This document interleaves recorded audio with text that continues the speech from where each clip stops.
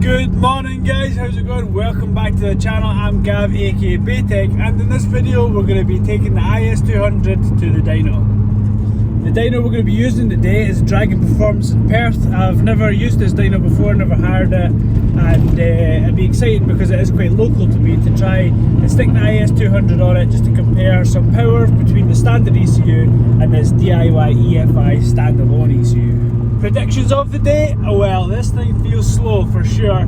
I think it will probably be around about 135 horsepower. A lot of you guys seem really optimistic on Instagram and stuff, but I'm pretty sure it's going to be around about 130 horsepower. I done some draggy runs last night and I done a 17.93 at 71, which is not exactly the fastest thing in the world, that's for sure. But it seems like that's around about standard power, so we'll see how it goes. I've had a quick look at timing this morning and everything looks in check.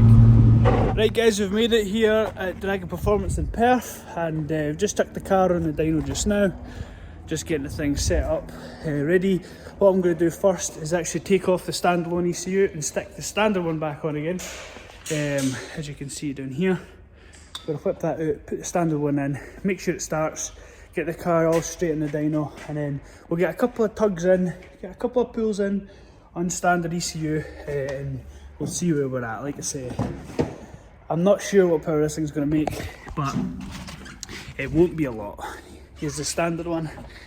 Let's get it fired on. Right, so here are the two ECUs side by side. You can see the standard one here is missing some of these, and he actually uses these for spare inputs and outputs for the lambda control, and you can also use other auxiliary inputs too. We've got a VR conditioner we use here for the cam and crank sensor. There's his wideband module and stuff, and as you can see here, it has an onboard data log and SD card too, so that's pretty cool.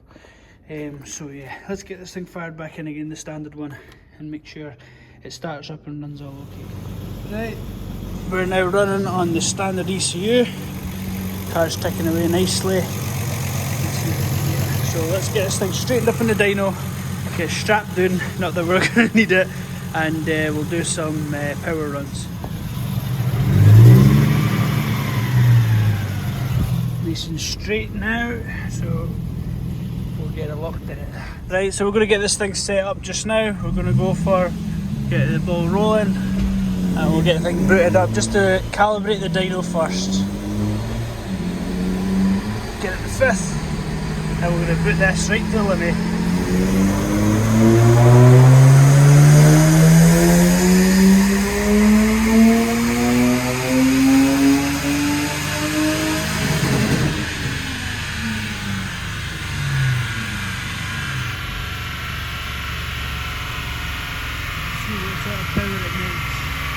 Will it make 120 horsepower? 126 I think. Second gear, third gear, fourth gear. The 5th gear we'll get it down to 1000 RPM.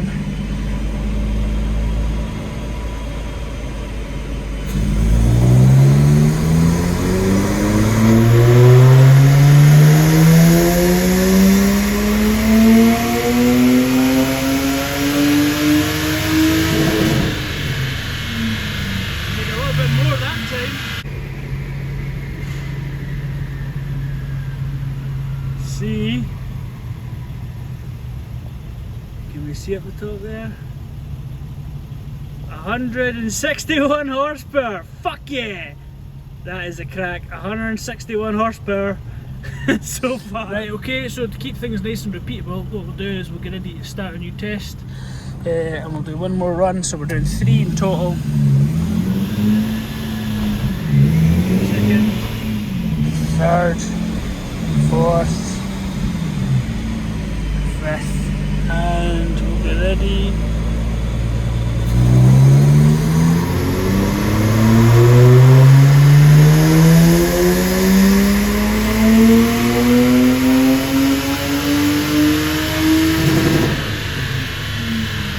Need a little bit more again, maybe an extra horsepower. We'll see how it rolls down. What have we got this time? 161.7. 161.7. Fucking hell, man, it's so repeatable. So accurate. Within 1 brake horsepower. Right, so now I need to start changing this thing out. We'll change it out for the plug and play ECU, and we'll see if we can make the same power, and we'll see if we can maybe make a little bit more. Smash some timing in there, see how it does, but like we say, we're natural aspirated here, so I don't think we're going to make too much odds, but you never know. Right, so just going over the graph here, you can see this is torque and this is the horsepower here. If you're looking at the difference in powers here, we've got the first one we made 161.48, the second one we made 159.99, and the third one we made 161. So they're all super consistent, super the same, and a decent bit more than standard power. It's 153 horsepower standard, but I kind of put that down to the cold air intake and the decat, the stainless steel manifolds, and the fuel exhaust.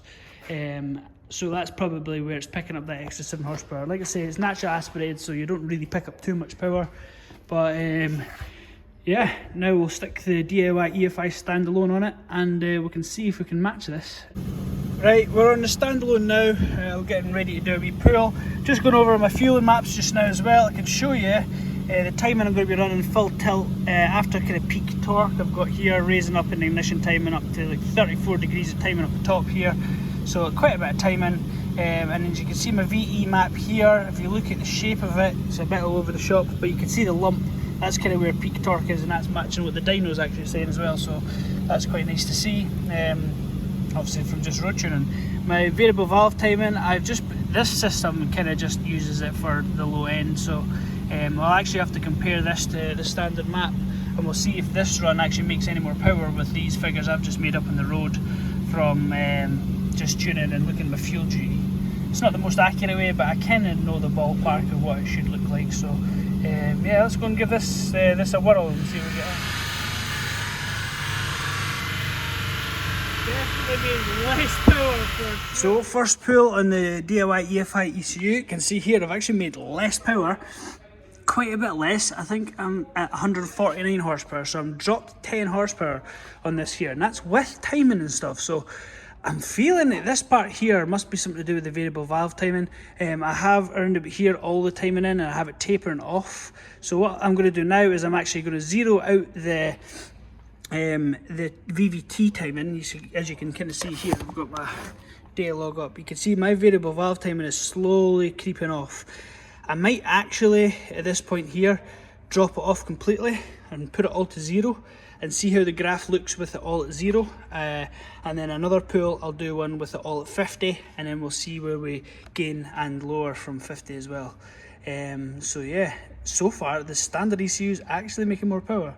But again, it's nothing to do with the ECU, that's just my tune. Right, so what I've done here is I've zeroed out the VVT now, and what we'll do is we'll do a pull and we'll see if we'll make any more power. And then from there we'll differentiate whether or not we're going to add or remove time into this VVT. I can't imagine we have to add to it, but maybe we fucking do. Maybe we do, you know, this is why we're on the dyno, to see the difference. So I've zeroed it all out, and let's see what it does now.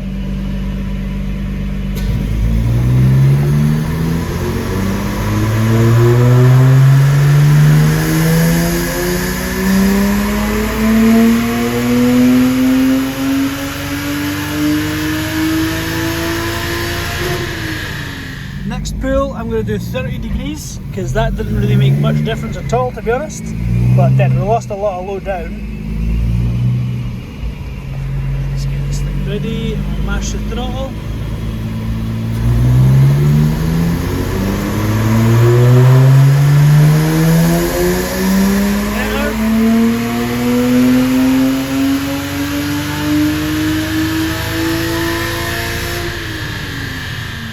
Okay, so this time I'm going to put more variable valve time in it up top, and we'll see if that makes a difference. So let's give that a blast, see how it does. So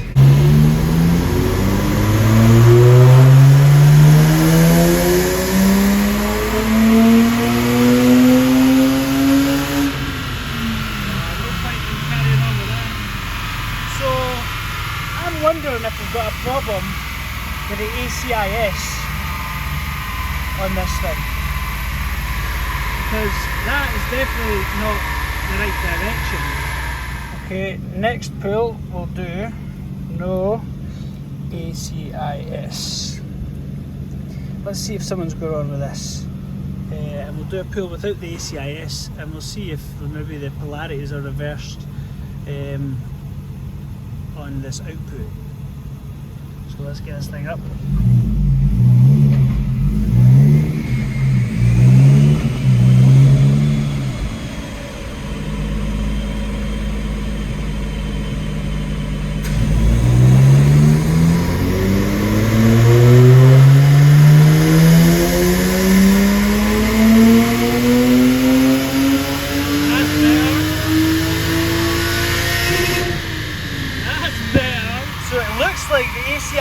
Actually probably inverted. Interesting. Right, so now we know the ACIS was actually reversed. We might be able to dial this thing in a wee bit more now. So what I've done is okay, so send this controller. So now ACIS is on, but 3/8 switches off. For valve timer I've got 50 odd, and I'm keeping it up to 25, and we'll see if that makes any more power. The AFRs and everything look fine, so let's give this a wee shot.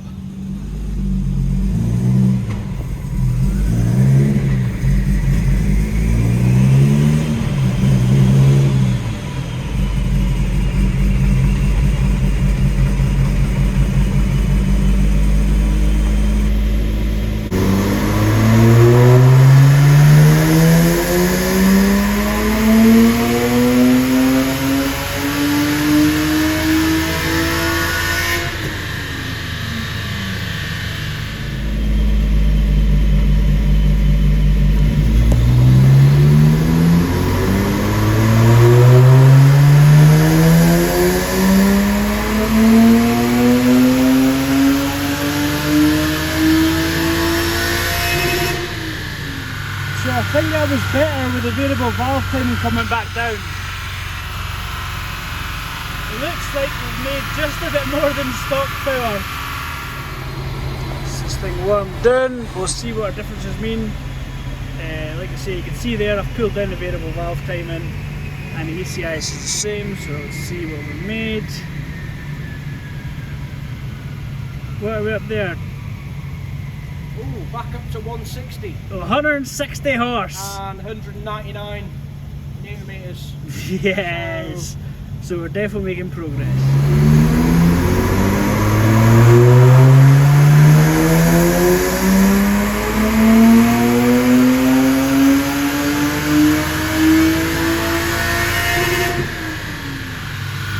And that was just a little bit more variable valve timing, so we'll see what reacted, but I don't think it's done too much. Maybe a wee ball hair on the top, maybe. Right, so with 10 degrees more of the VVTi intake, no other changes, we made just a ball hair more power, but it's still not as much as the stock. So I don't know what's going to go on here. I don't know if I just need to start playing with the variable valve timing a little bit more, but fucking hell, I'm impressed with the stock ECU. Obviously I've made a little bit more down here than stock, but it's a little bit smoother. However, this here, this loss in power, it's only a horsepower, don't get me wrong, but it's kind of got me scratching my head a bit because I've got a good bit more timing in it than stock. Okay, we'll just do one last pull and we'll just leave it at this. We'll see how it does. I know it's made less than standard, but yes, it wouldn't be an issue when it's boosted, and obviously we can't do that with the standard ECU.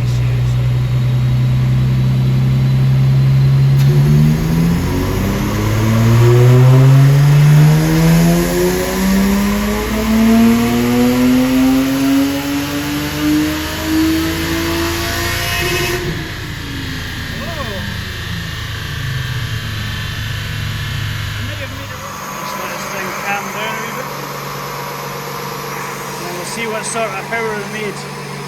See if we can do, if I get 161 or 162, I'll be happy with that. Oh my goodness. Come on baby, give me some good news. We're after the green one. Come on. Ah, fuck! She's just fucking testing me. 160.3, you fucking bastard. Now, one of the things that might be putting this off is if you look at the highest horsepower, we've got 161, but we're showing 9 degrees and we're up at 12 now, so a part of the correction of this will be causing that, but I still don't like to see the fucking numbers less than standard. Put some more timing in it and we'll give that a shot.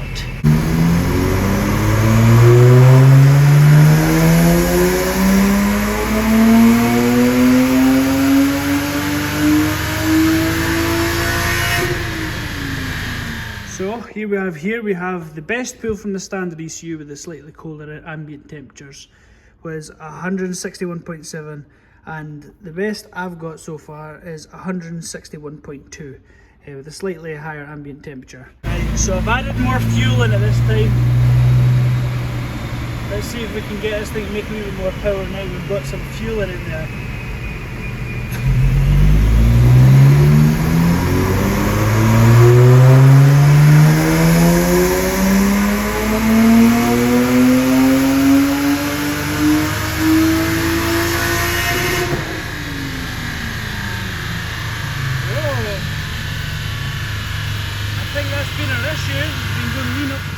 That might have been our issue all along if we've been going lean up top. Let's see if she does. What horsepower made? 161! Right, so I think that's our issue. It was going lean. So we need to put some fuel in this table and see if she does in the next video.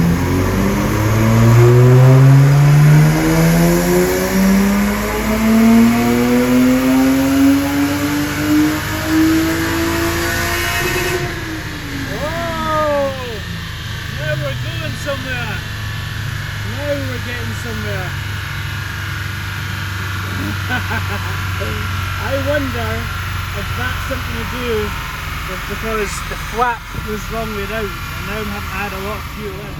Let's see, come on baby. It looks like we've made more power, but let's see it.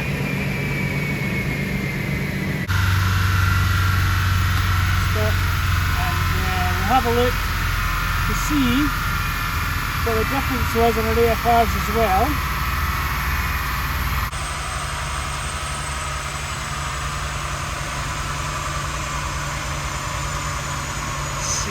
What this one makes. So fueling wise, we were up towards the top there, 12.9 lambda, pretty much right across. 12.9 lambda, 12.9 lambda, 12.9 lambda. Somebody fucking reversed it, man. More power, more power, more power. That's it. That's what we want. So let's go and see what this made. Hopefully made.